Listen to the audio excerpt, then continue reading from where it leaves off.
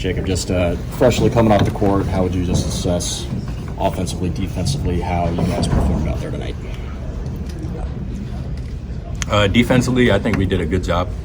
Obviously, we could have done better in certain areas, but overall, I think defensively, we got back on defense, talked, communicated.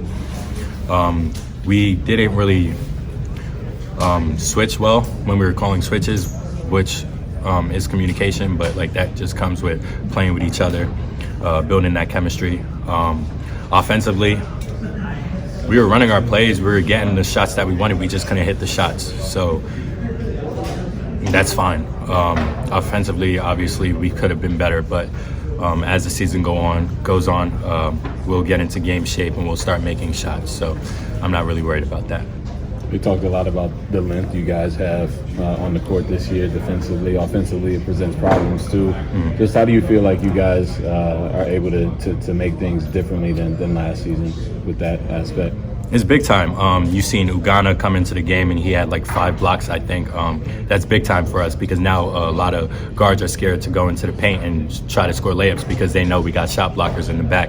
But that also comes with me, Damian, Lance. We also have to block shots. When Oscar comes back, he has to block shots. So we have a lot of length down in the paint where it's going to be very hard for guards to finish. And then we have length around the perimeter as well in our guards. So it's going to be really hard to score against us once we like get it clicking, and I see us clicking now, but like we have a long ways to go, and once we click fully, I think we're going to be one of the best defensive teams in the nation. How's it feel to see what CJ is doing?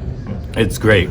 I was so proud of him. I was so excited for him because all the things he's been through. A lot of people don't see what he did off the cameras, off the books, how much time he put into his body just to get back to this position, and for him to play like that, to put up shots confidently like that, I love it for him.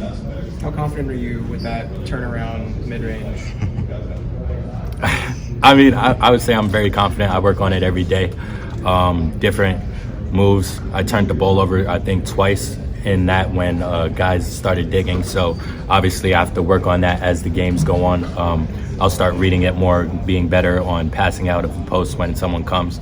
But yeah, making that shot, I'm very confident in that shot. Cal said Kayson's probably going to get a lot of minutes if he keeps playing the way he played tonight. And when we do continue to see him on the floor, what are we going to see from him, and what else can he do? I know we've been sort of limited in what he can do. He's a dog.